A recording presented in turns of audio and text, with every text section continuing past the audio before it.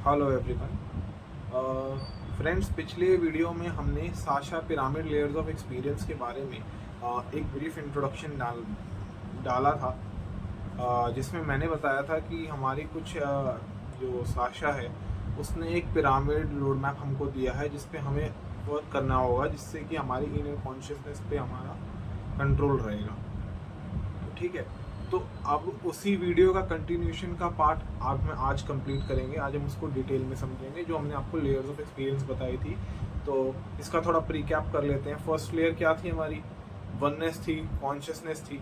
ठीक है, first layer जो हमारी रहती है, हमारा ट्रू सेल्फ रहता है। ठीक है, उसमें अंदर क्या था कि सबको एक भाव से देखना। There is no duality, duality नहीं थी। ठीक है, वहाँ सब बैलेंस था, कोई जजमेंट नहीं थी। सेकंड भाव हमारा आता है जैसे रॉ इमोशंस वगैरह, रॉ एक्सपीरियंस वगैरह, तो वो हमारी सेकंड लेयर थी।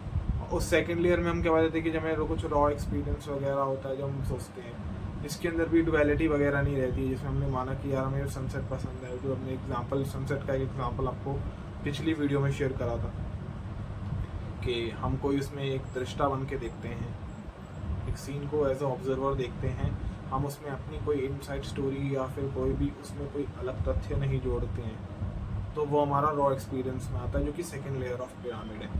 तो इस वीडियो में हम नेक्स्ट लेयर्स ऑफ पिरामिड को कवर करेंगे, और साथ ही साथ मैं ना जो आपको एक चित्र दिखाया था मैंने Sasha layers of pyramid experience का, ठीक है, वो भी मैं इस वीडियो में ऐड कर दूंगा कि आपको अंडरस्टैंड होगी। आप वीडियो पॉज करके उसे नोट डाउन कर सकते हैं या उसको देखकर समझ सकते हैं कि क्या लिखा है।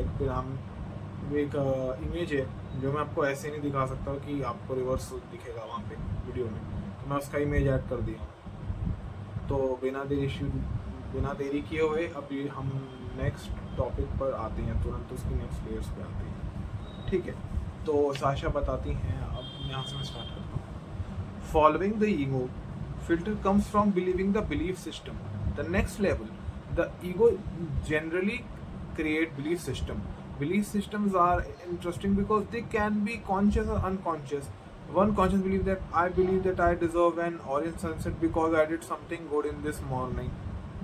ठीक है, तो अब जो ईगो है, ईगो बेसिकली हमारी ना एक बिलीफ सिस्टम या धारणाएं वगैरह जो होती हैं ना, उनको जन्म देता है। अब वो जो हमारी धारणाएं हैं वो कॉन्शियसनेस भी हो सकती हैं या फिर अनकॉन्शियसली हम उसे इमेजिन भी कर सकते हैं कि भाई इसमें जैसे इन्होंने बताया कि हमें या मुझे सिर्फ ब्लूज आज एक ऑरेंज सनसेट देखना है क्योंकि मैंने आज बहुत अच्छा कोई काम किया है, तो मुझे आज ऑरेंज सनसेट देखना मैं डिजर्व करती हूँ।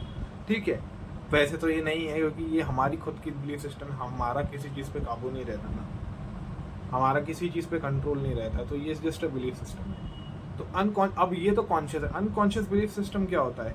Unconscious belief systems are both stronger and harder to notice. भाई अनकॉन्शियस जो हमारे बिलीफ सिस्टम है वो बहुत ज़्यादा मुश्किल है नोटिस में आना। ठीक है, and they are also contradict the conscious one which can create confusion and suffering.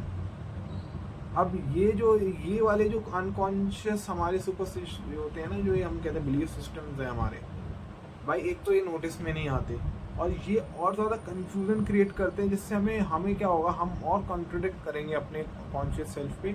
वो हमें और ज़्यादा मतलब कंफ्यूज और ज़्यादा मतलब एक तरीके से पेचीदा बनाएगा हमारे माइंड को, एक कॉम्प्लिकेटेड स्टेट देने वाला। ठीक है, तो बिलीफ सिस्टम क्या करता है? अब यार बिलीफ सिस्टम में कॉज फर्दर फ्रेगमेंटेशन। अब इससे और ज़्यादा फ्रेगमेंटेशन होगी हमारे अंदर। लेट्स अब यहाँ पर इन्होंने एक एग्जांपल लिया। लोग मान लेते हैं एक इंसान का बिलीफ सिस्टम है।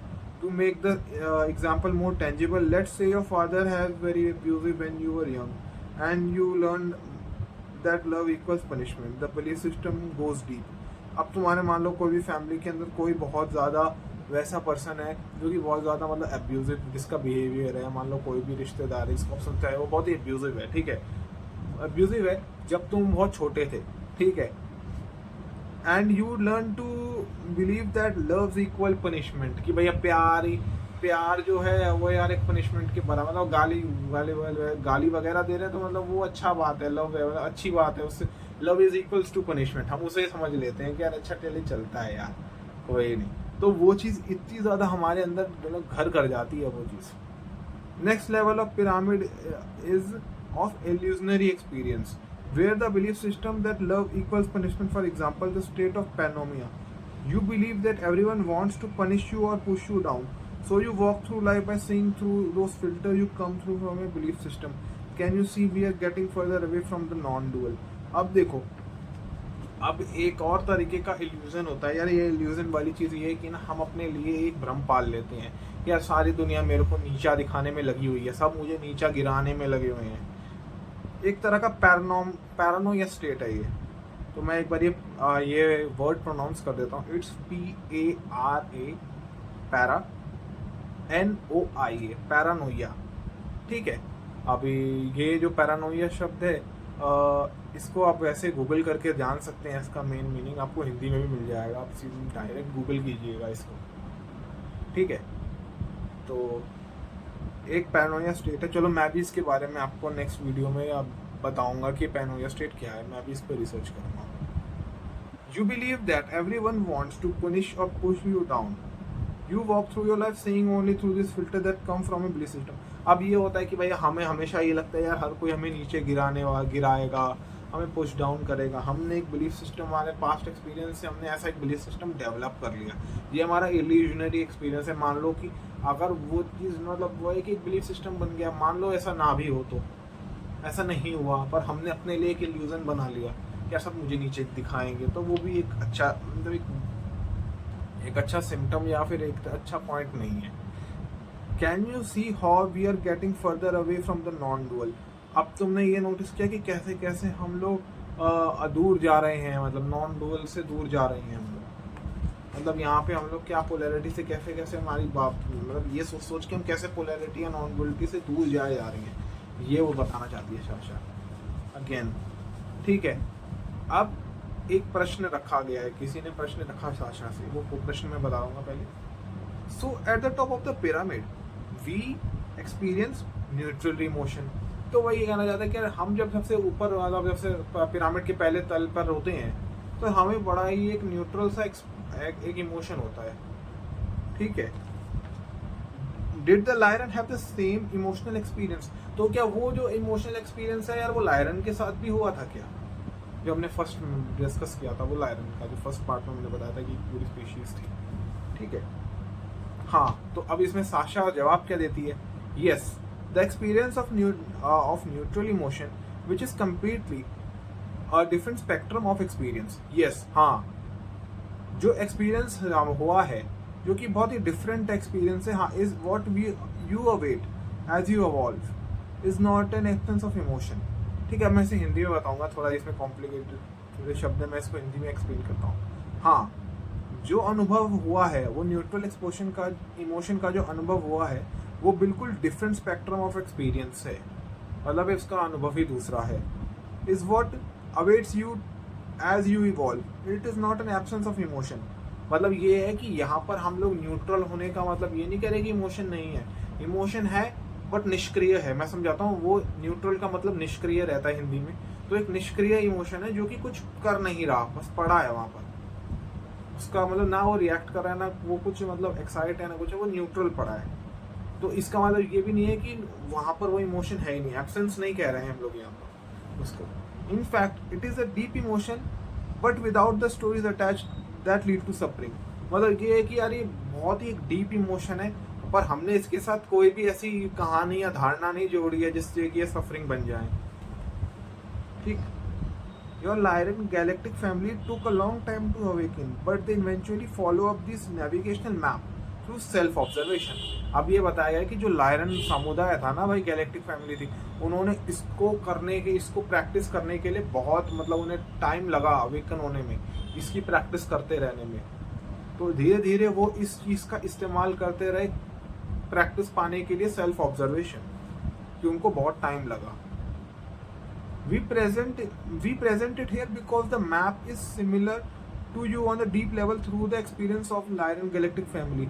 हमने ये तुम्हें इसलिए बताया क्योंकि ये जो मैप है ना यार, जो ये मैप है वो बेसिकली एक डीप एक्सपीरियंस को जताता है जो कि लायरन समुदाय ने एक्सपीरियंस किया हमसे पहले।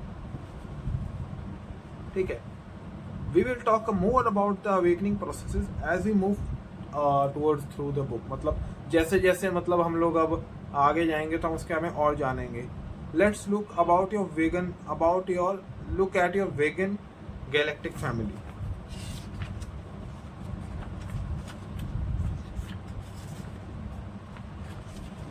ठीक है, तो यहाँ पर उसने ये मतलब अलग अलग एक्सपीरियंस बताए। अब देखिए, मैंने आज एक चैप्टर खत्म कर दिया एक तरीके से। अब ये चैप्टर 1 का जो पार्ट था ना, जिसमें मैंने आपको पूरा लाइस जो बताया था लायरन समुदाय का, यहाँ से वो चैप्टर 1 मतलब ये पूरी जो चैप्टर 1 का स्क्रिप्ट है ये खत्म हो रही है यहाँ पे। तो आपको उम्मीद करता हूँ मैं कि ये वीडियो आपको अच्छा लगा होगा। हाँ, कहीं कहीं थोड़ा सा मिस स्पेलिंग होती है, प्लीज़ थोड़ा सा आई अंडरस्टैंड, मैं भी मेहनत कर रहा हूँ इसमें, थोड़ा मिस्टेक्स को थोड़ा अवॉइड कीजिएगा देन प्लीज़। एंड मैं कोशिश करूँगा कि मैं और कम्प्लीटली और बहुत ही करेक्ट वे से आपको इन्फॉर्मेशन कम्युनिकेट कर पाऊँ। और जो वो वीडियो के अंदर मैं वो इमेजेस वगैरह भी इसमें अटैच कर दूँगा इस वीडियो सेगमेंट में, मिड में या लास्ट में। वो आप वहाँ से जाकर वो डायग्राम आप समझ सकते हैं मैनुअली भी कि क्या उसमें लिखा है। सिंपल सा डायग्राम है, अलग अलग इमोशंस हैं, ईगो गेट कीपर है एंड अदर है, वो आप देखेंगे तो आप समझ जाएंगे उसमें क्या लिखा है। तो और वो जो डायग्राम है अभी पूरा नहीं हुआ है, वो अलग अलग उसमें जो नेक्स्ट चैप्टर आएगा ना, उसके अंदर वो आगे डिटेल में बताया जाएगा। तो उम्मीद करता हूँ ये वीडियो आपको अच्छी लगी होगी। अगर अच्छी लगी है तो please like share and subscribe कीजिए। कमेंट करके बताइए कैसे लग रही है वीडियो सीरीज़। अगर आपको गोल्डन लेक के अगर किसी भी उसमें डाउट है, किसी भी सेशन में डाउट है या कोई पॉइंट आपको नहीं समझ में आया है तो प्लीज़ लेट मी नो, मैं उसके लिए अलग से क्वेश्चन Q&A सेशन ज़रूर बना दूँगा। ओके, तो thank you for giving your time and have a good day.